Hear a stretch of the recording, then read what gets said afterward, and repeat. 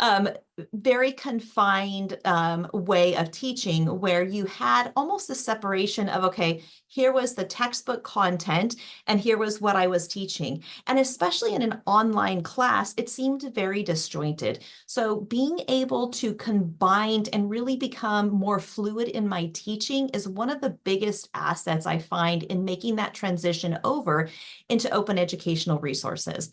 And I'm going to show what this looks like in a fully online class, but I don't think really it makes any difference when we're talking about whether it's a fully online class, a hybrid class, or a face-to-face class. We know now that the traditional lecture-based classroom is switching, is changing. So even if you're teaching fully face-to-face, it's highly advantageous to build out our Canvas shell so students have those resources available to us. So that's what I'm going to be showing you is it is a fully online class, but how this can apply to a face-to-face class and that integration of open educational resources within your course and how you get to cut and paste. So before we start, I highly recommend understanding all of the different places that you can get open educational resources. Sarah and I talked about this on our presentation on Monday. So this is not even going to be an in-depth preview, but it yields really easily to that conversation in that we don't want to just think of open educational resources as that one place to get content. The benefit is, again, mixing and matching from all of the different places you're going to find content that can make your course what it is. All right. So the place that I'm predominantly going to be pulling from in the course that I'm going to be demonstrating and showing you today is LibreText. And so let me share my screen real quick. I got this giant monitor, and so I'm still trying to figure out what that means for sharing content and all that kind of stuff. All right. So can somebody confirm I am sharing LibreText, right? Okay. And if I switch over to Canvas, does Zoom follow me? Perfect. All right. It seems every update, it changes how that goes.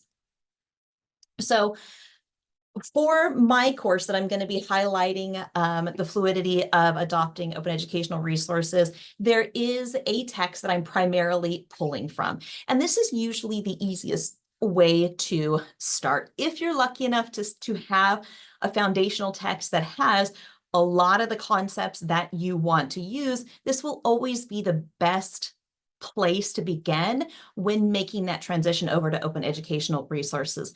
When I first made the transition, there wasn't any ECE books, early childhood, that's my field that I teach in. There wasn't any ECE books available. And so it was all cut and paste from different free resources, not necessarily openly licensed.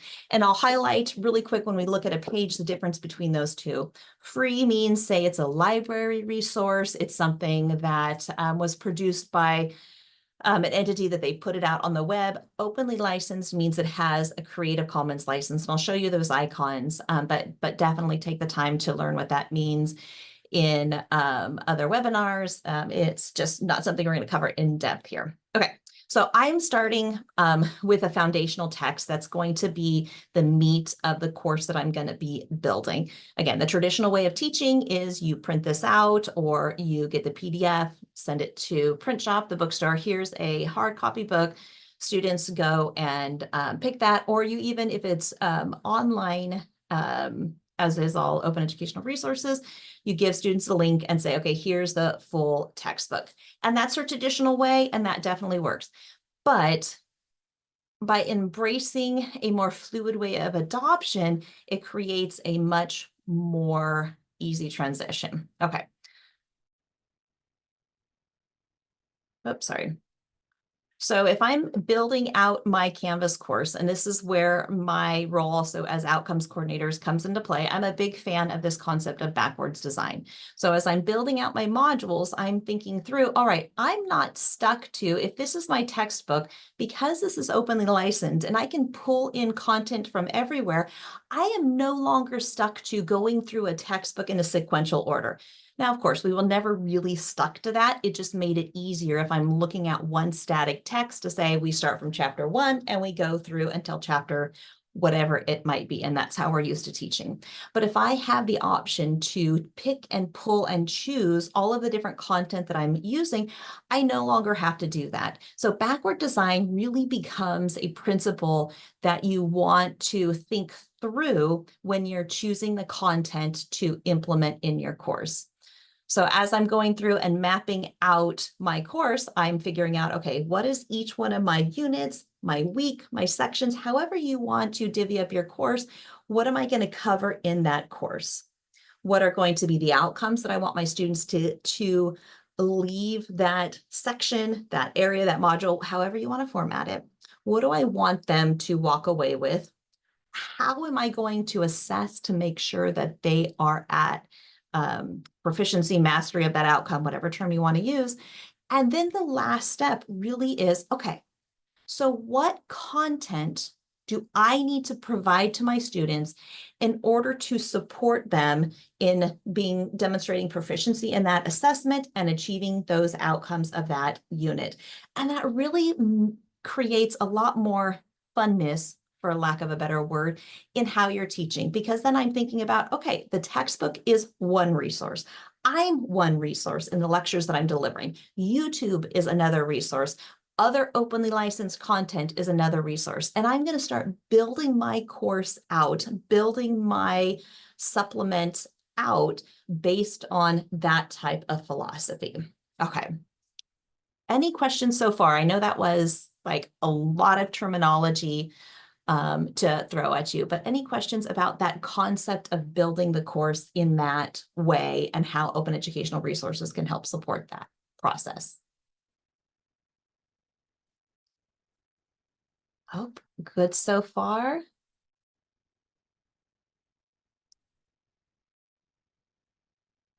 Oh, Sarah, you're here. Do you want to say hi? Sarah is my co-presenter. Hi, sorry I was late. No, But that's I'm okay. here. I was late too. All right, so let's take a look. So we have our objectives. And again, this is where when we're looking through that concept or thinking through that concept of backward design, we're saying, all right, here is what these outcomes objectives that I'm hoping to meet. So all of the assessments that I'm choosing for this area, all of the content that I'm building for this area, pulling in those open educational resources, are going to be help support students in achieving these objectives. So all of those things that you learned, if you're online teaching certified and any other pedagogy training that you've had, they are legit, starting that unit with the objectives that you're wanting to orient yourselves towards. Okay. So then now when I'm starting to build my page and I want to go through it sequentially, all I'm simply doing now is taking a look at the open educational resource and cutting and pasting and putting that supplemental or that information onto the page. And when I talk to people, this becomes such a mind-blowing concept because we're so stuck in thinking, I have to take this whole textbook and teach from the whole textbook versus I can actually pick and choose the pieces that I want. So when I'm taking a look at what that looks like, if I'm starting, say, okay, I've mapped my course up into this is the concepts that I'm going to cover, that I'm starting from here, and you see that this is a whole big section. And I've just chosen the pieces that I want to put onto this section. So I'm going to rely on Canvas. So that looks super simple. So let's say I have a blank page that I'm going to be using. And all that I'm going to be doing, and LibreText makes this super easy. It is literally as easy as simply cutting and pasting what you want. I like keyboard shortcuts, so I do Control-C, but you can right-click on your mouse and do copy as well. Literally as easy as just pasting right here. So a couple of things that you really want to pay attention to, and you can see what I've done right here, is you want to make sure and bring over the attributions. No matter what openly licensed resource that you're doing, you want to make sure and bring over those attributions. For some openly licensed content, you might have to go onto the front page or front cover to find what the attribution is. I find it super helpful in when I'm revamping or changing a course around to make sure that my attribution, and that is the citation, in other words, is on every single page. Now I've gone back and realized as I've gone through courses, oh my goodness, I forgot to put that attribution there, but it becomes a really great practice to put that attribution there so that you have it as you move around your course. And again, open educational resource isn't about giving our, the term is escaping me, when we create something, giving that away. We still want to be attributed when we create something. And so you want to honor the creator of that open education and bring over that attribution. So literally that's as easy as it is. And this is a very simple page because I just cut and pasted and put images on there and then the words.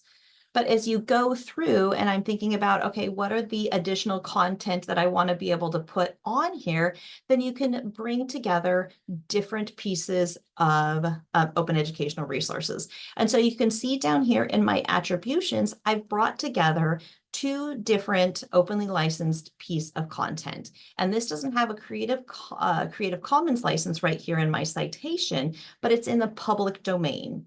So what this mixing and matching of open educational resources or public domain or free content allows me to create is a very seamless content. So here I'm talking about guiding principles in infant toddler care and education. I've taken content from one open educational resource and I've supplemented with another openly licensed content. This one is in the public domain, and then you can put different images on there that you find that are in the public domain and make sure and have those attributions. Any questions so far about that process? Because we're going to go on and take a look at some additional pieces.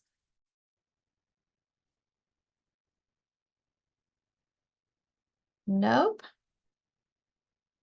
Okay, let's see. Let's try to find one with a video. So I was going to have these all loaded up and ready when I thought the presentation was at 11. So you guys get to just suffer through me. Okay. So one of the other big benefits that you have when you're building a course with open educational resources is you can put those knowledge checks right on that Canvas page, or even if you're using other types of resources. So I've been able to find different H5P activities that allow students to, as they immediately read this content or watch this video, I can embed right there an H5P activity. And an H5P activity is just, I can't remember what it stands for, but an interactive type of activity. There's 20 some odd different ones that you can build. We can take a look at those if you want at the end, because I think we're going to end a little bit early. But again, I have the option by not thinking of myself just locked into a very static book. I can mix and match activities that are from other sources because they're openly licensed and put them as a supplement or a support for this content. Sarah, I saw that you unmuted. Do you want to add anything? I was just going to say H5P stands for HTML5 package, but Oh, thank you. My life is so much better knowing that. But I think other people probably wanted to know. So again, H5P is, let's see, we'll put this in, let's see, the cognitive domain, physical, and social. All right, let's see. I haven't read this, so don't judge my answers. And now we get to check right here, and we can see that right here, I have that knowledge check right embedded because I was able to use open educational resources, and I can put that in there. I can bring in these knowledge checks from different sources, and students have right there when they read the ability to check that. You can build H5P yourself. You can search and see what is there, but I can embed it right on the page. Amanda, are you going to show us the process of embedding that interactive activity? Yeah, I am now. Okay, thank you. Yes, That's really excellent. what I want. Excellent suggestion. Yeah. So same thing here. Again, just another example of being able to, when you are mixing and matching those OER together,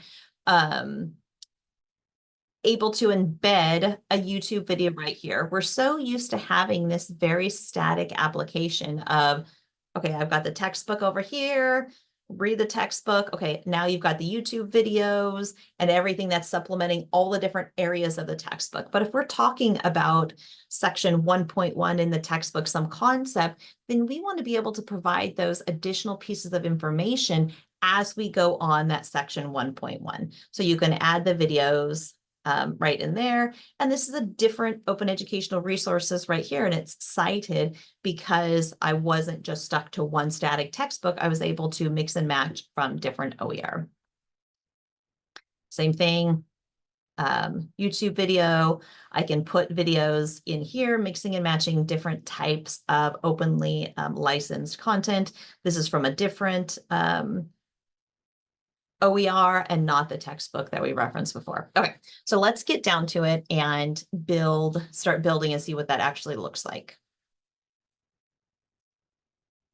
Any questions while I do that? I can't multitask and be distracted. So I'm gonna just stop sharing so I can do that right now. So any questions so far? And we'll go into some H5P and add those.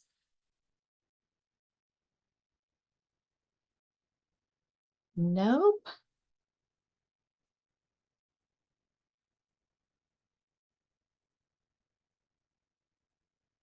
Going to my sandbox because I thought I should probably not build in my live class. That might distract my students a little bit.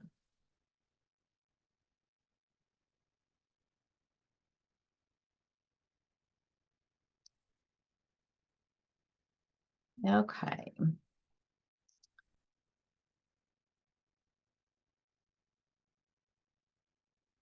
So we'll start over here at Libra 1, and I'm going to put this in the chat. This is my go-to place for H5P. Well, not Libra 1, but you need to start here in order to go into Studio or Adapt, which are two places that you can find different H5P activities. Now, the difference between these two types of resources, Studio is a place that you can build H5P activities and you can get the embed code. Adapt is the place, is the mechanism. If you want to make these activities graded and connect with your Canvas gradebook, then you're going to want to utilize Adapt. Now, Studio feeds into Adapt, so these aren't two mutually exclusive resources to use.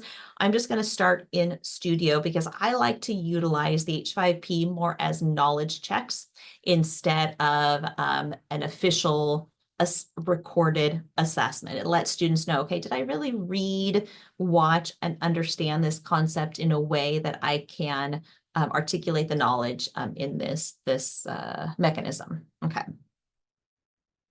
And we can take a look at Adapt too once we've explored Studio a little bit. Okay. So here's Studio. Here is where all the H5P activities are. And there are so many activities that are already in here. I highly recommend going in and taking a chance to look for some before you just dive into building your own. Not all disciplines are covered, so I don't want to give that illusion that you won't have to build it, but why recreate the wheel when we can check and see what's here? All right, anybody want to give me a subject you want to search? Would the subject would it be better if the subject is like a discipline or a course? So I'm building, I know that there are ESL pronunciation activities on here, and that's what I'm looking for is ESL pronunciation, I guess. So I'm showing Studio, correct? I'm sharing on my screen. Mm-hmm. Okay, so the drop-down menu, you are limited when you're selecting specific subjects to the subjects that are already in here. So yeah, if you're looking for ESL, it could be, all right, are they usually under social sciences, under humanities? Yeah. Okay. So, and you can do humanities, and I can search and do all of them, or I like to start narrow just to see, okay, am I able to find specific ones? So I would type in, type in a keyword, say ESL. I'm going to say all types for right now, because I just want to see if I get a ton, then I can limit it more. So I do a search now. And so now you can see that I've got 240 activities that have been given, labeled with the keyword ESL. So now I can go through and see what type of activity it is. So right here, as I hover over the icon on the left-hand side, I can see these are fill in the blanks. These are sort the paragraphs, find the words. So let's take a look at a couple of these and go into it. Yeah, and these are Spanish. These are for Spanish class. So okay, so let's go and let's see if we can, let's refine a little bit and see if we have a tag that's just for ESL. Oops.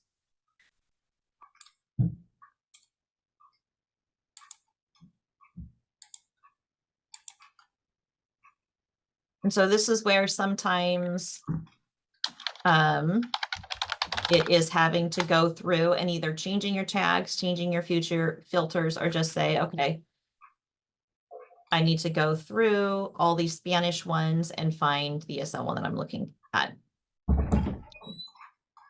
Or find or modify my search terms. Let's see if English as a second language.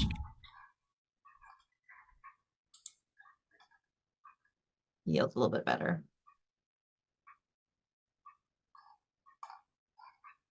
That doesn't look like it's better. Let's see. Let's do, sometimes if you know the author, that's helpful too. No, Christina does Spanish, huh? Let's see. What about a certain concept, Sally? Would that help to narrow? how about intonation? Okay.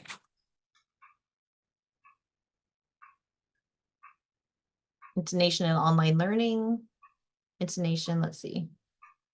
Let's preview that. It says social sciences. Yeah, the one above it said language, so that might be good.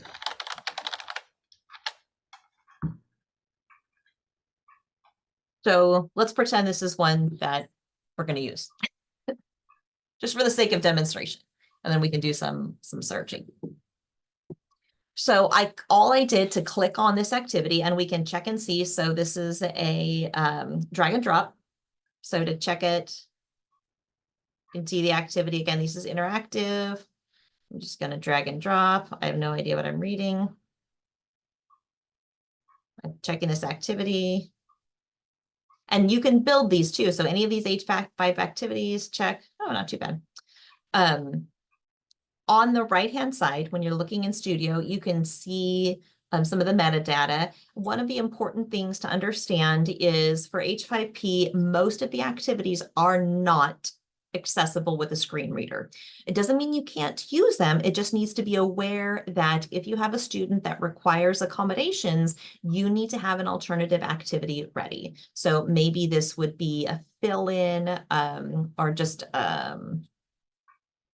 short answer, whatever you think would be comparable form of assessment that didn't require this type of technology, you need to have that ready. So it's not that you can't use it, you just need to understand this is not a screen reader accessible activity. Okay, so let's see, what if I want to use this activity in my course? You might recognize this little embed code right here. I'm just going to click on that, super easy.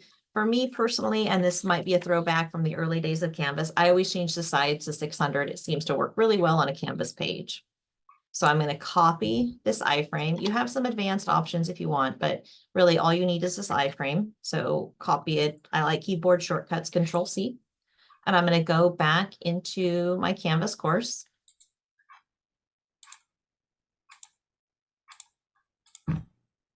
I'm starting to, oh, I didn't want an assignment. And really any place that you have access to that rich content editor, you can put these iframes. So I'm building my Canvas page, announcement, wherever you want to put this. And let's see, okay, I'm going to cut and paste some other information. Oops.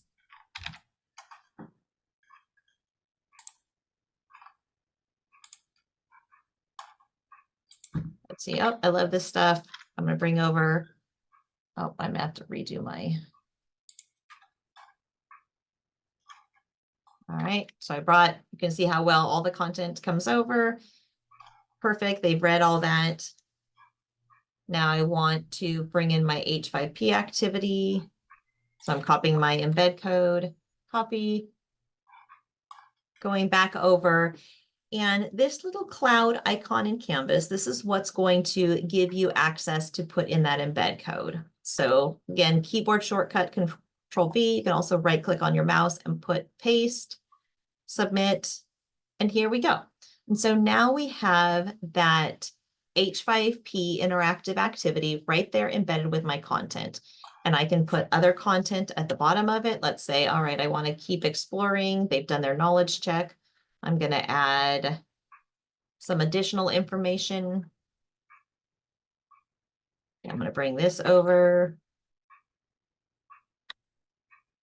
And remember, with open educational resources, you can also change it. So let's say I'm reading through this and, oh, I don't really like these first 3 sentences. And I can change it and say, I love this now. You have the right to do that when you're utilizing open educational resources. You can change them right on your Canvas page. And that's really one of the many things that I love about having that. Okay, now I'm going to save it. And you can see that's how easy it is to just embed that Canvas page. I think I'm having bandwidth issues. Am I lagging on your end, Sally? Not too bad. A little bit, but not too bad. Okay.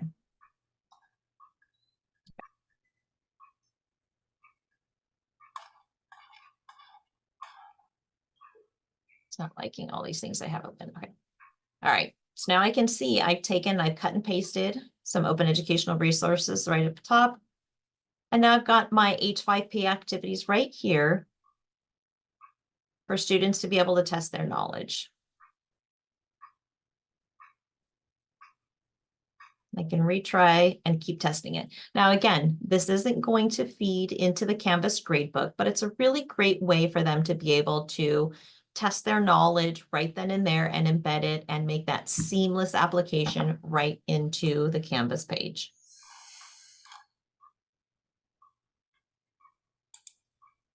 Okay, any questions about that process?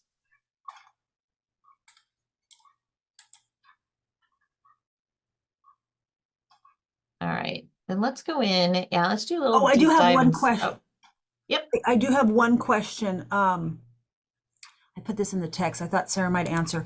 So on the studio or the, what is this called? The LibreText little place where you find all the apps, I guess, on that page, the Libre One. Mm-hmm.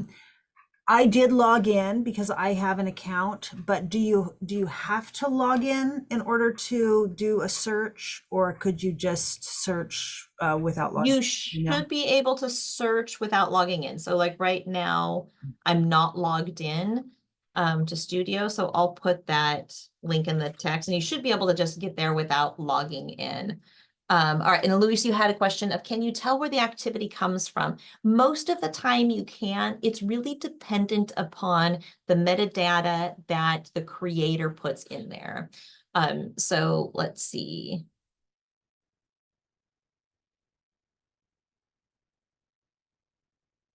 I'm just going to search under humanities and see. So like if we go into this activity, we can see nope, they didn't indicate what book it comes from. Unfortunately, that's more likely to be the case, is they're not tagging certain books, because this really is up to the author to put that type of information in.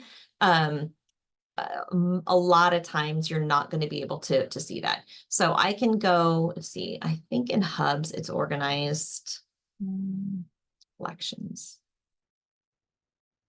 So if I go to collections, I'm more likely to find things oriented around a specific resource. Like right here, this is a perfect example, case studies for OpenStax microbiology. So the creator of these activities has openly stated here is the resource that these coincide with. Absolutely. If the author has put their name, Edgar, you are able to contact them, but you can also, if you log in and create an account, you can make a copy of that. Again, it's openly licensed. So the person that has created has said, yes, change it. So if I log in, and let's say I want to look at some things in early childhood.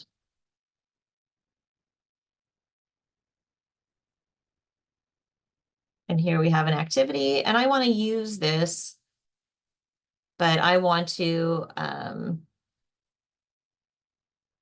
edit it. Oh, let's see. Reuse. So right here, I can choose this reuse, and I want to copy content. Let's see, I want to create a new H5P. So if I go to my H5P,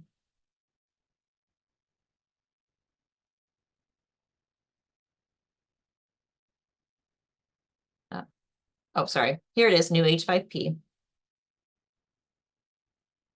Then I can bring one in here. So I can upload or paste what I just copied. Oops, no, it's a lie, sorry.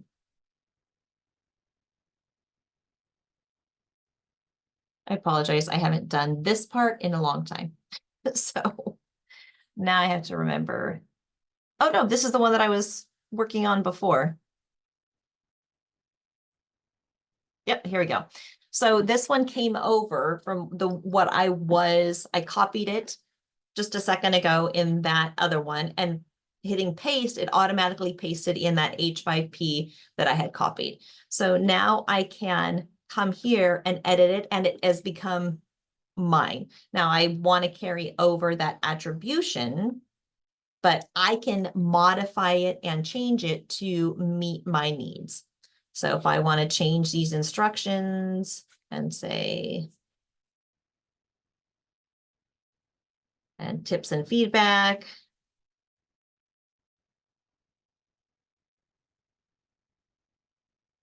and now I want to add the information here as well, because you want to give that downstream user, just like we rely on that metadata to help us understand what the activity is about, or if it's attributed to a source, as much as possible, you also want to add that metadata on the side. So now when I save it, oh, subject.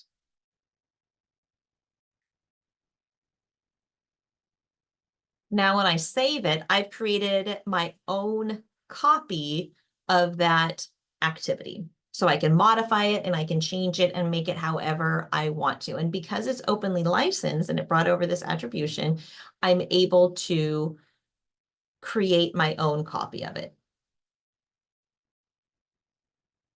Does that make sense? I know it gets a little bit, it's hard to reframe our understanding of, oh my goodness, I can legally do this and change things. I don't have to go and ask the creator's permission, because this attribution means, this Creative Commons attributions means somebody has already told me, yes, you can use it. It has NC, just don't make money off of it, meaning non-commercial.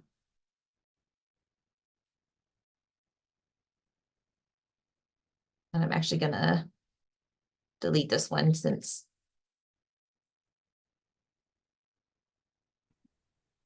Hey, Amanda, quick question. Mm-hmm. When you modify an activity just like you showed us now and it becomes yours, is there like a folder that it goes into where you can go into just your modified activities, or you just find it in the hub, or where do you find them? Yep, right here. They've made it super descriptive. So once I'm logged in, author menu, my H5P. And Got so it. now Oh, I can see, like I just deleted this one because I didn't want to forget. I just created something. And here's all the H5Ps that I've created. makes sense. Mhm. Thank you. Yep, yep. So if I go in there, same thing. This is, oh, it's not going to show it. For some reason, the video's uploaded when I'm using Edge. It's blank, but it's a really cool H5P. I just have to be into another browser in order for it to go.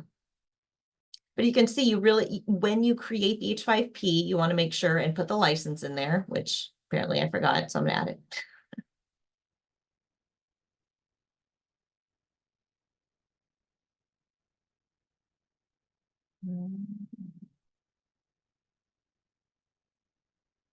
Sarah, remind me to go in and remember how to do that later. Okay. All right. Any other questions? This is all that I had set aside to show you. What are the questions you have about seamlessly adopting and making that transition over from a traditional textbook, or maybe expanding your use of OER? That really was the intended purpose of this presentation, is I really wanted to be able to show that it doesn't need to be this very scary thing when you're making the transition from a traditional publisher into OER. It is a lot of fun to make that transition.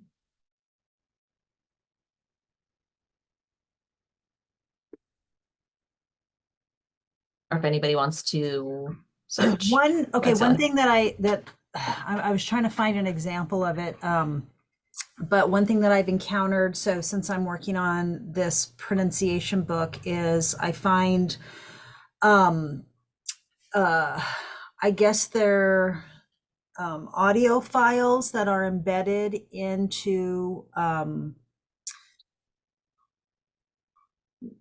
maybe not LibreText, maybe more like Pressbooks, and I don't know, MP4. Is that a format of an audio file? So yes. is there a way, and then they, like I listen to them, they pop up. Is there, I'm sure that there is, but how do I take that file and then like use it in my Canvas page? You know what I'm saying? Yeah, so it depends on what you can see. If it shows the embed code, then you can pull that embed code. If it has the reuse, so do you have an example? I don't want to go searching through Pressbooks. Give me a second and I'll Okay. find some.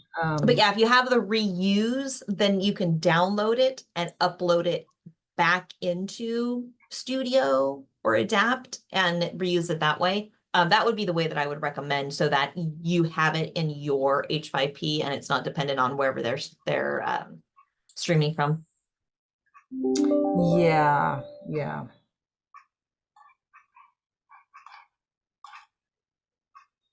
Okay, here is one. Okay, let me see. This is in my Canvas course, and it's a Reedley College course because it's my sandbox. How can I get this page to you? Or Just pop it in the chat. okay, and you'll be able to open it? Yep. Okay.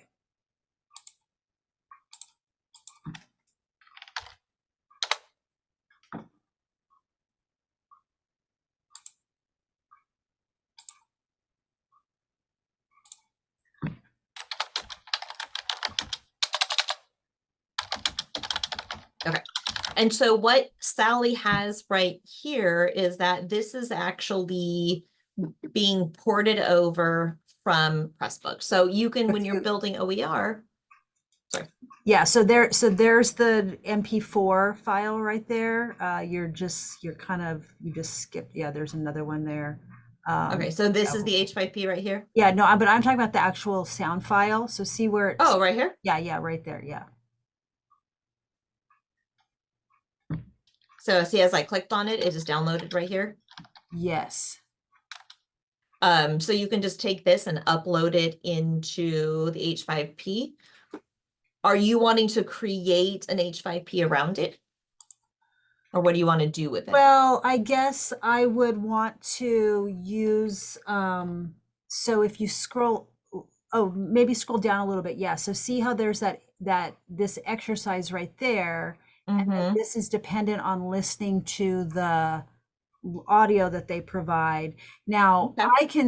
I can re-record the audio myself, and it's honestly maybe just as good, but if I want to use this person's audio, and it's less time consuming probably to do that as well. Mhm. So yeah, Yep. So, and I haven't done this in a while, so we're just going to walk through and figure out ourselves. But reusing, so right here, I'm hovering. Am I sharing? I'm sharing my screen, right? yes, yes. Okay. So when I clicked on that M4A, it downloaded. You can see in my downloads folder up here. Okay. And then I'm going to hit reuse, and I'm going to download as an H5P file. Okay. So I'm going to download that. And now I'm going to go back into Studio. Okay. And then, okay. Yeah. And I'm going to do a new H5P. Let's see. And I'm going to upload a file. Just remember, I just downloaded it. So it should be right in my downloads right here. And if all goes according to plan. Okay. So now I've brought over this H5P that you were using in here, and I've made it my own. So right here, we have this task description, and I want to add that file. Should be able to.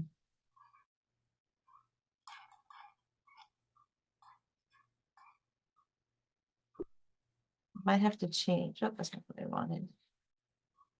You might need to take that file and put it like into Canvas Studio or something, and then link it right here, because I can put a link in here, and I'll have to play around with this more to see where I can upload it. What I personally would do, because we have Panopto, I would take that audio file and upload it into Panopto and then put the link there. Then I always have it. I know in different types of H5P, you can upload audio and video. It's just, it looks like this type of H5P, I can't, let me see, upload into, upload interactive or audio files into this type of H5P they've created. So what I would do is take that audio file that you've just downloaded and put it into Canvas Studio or put it into Google Drive or something. And then on your task description, you can put the link right there. And it'll just have that link. Okay.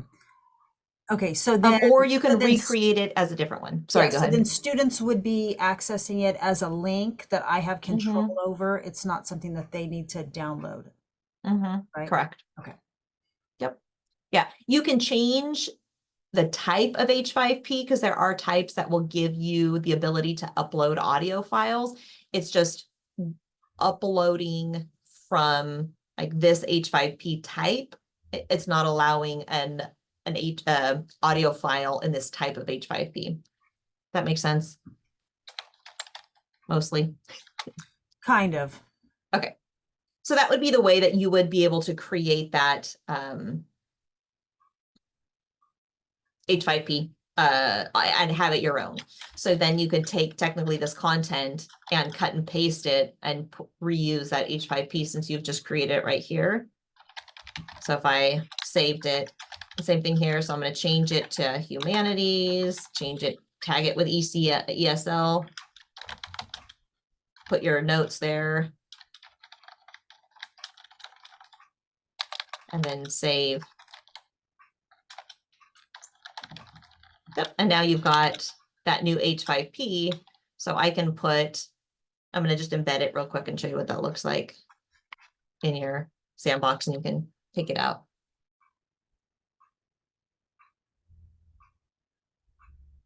Oh, this is the link. Okay.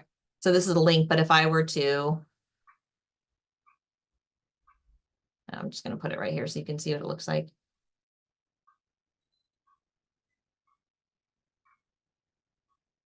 Same thing, cloud file here. So now you've got, this is the H5P that you just created from there, and you can always put on here. You might be able to even upload it directly into Canvas. So here's that H5P.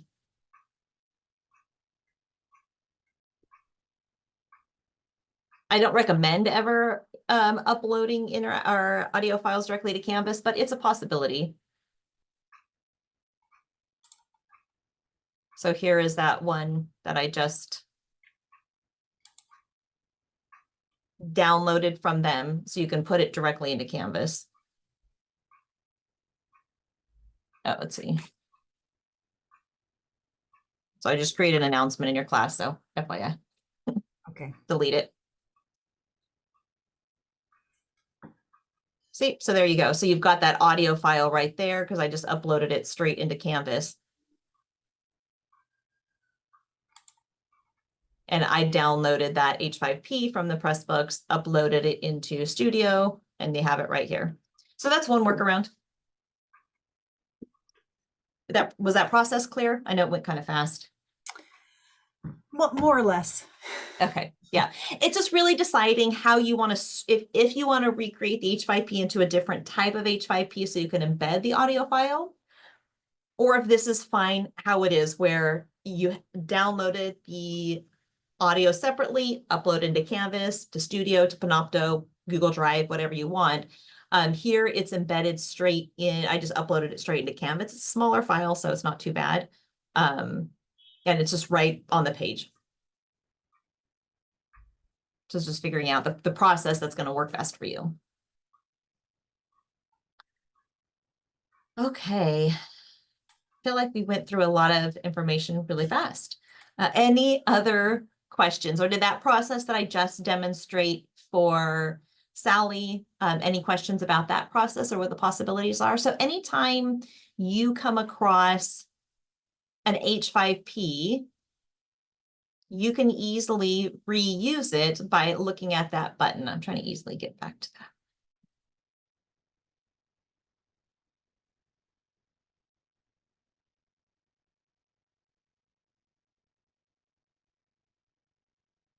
So I can reuse it and download it, or I can just get the embed as well, and it'll give me that embed code.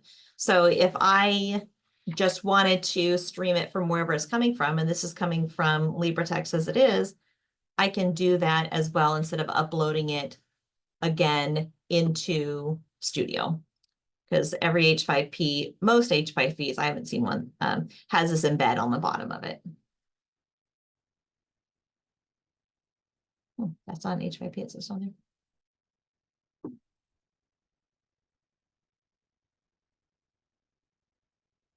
Any additional questions?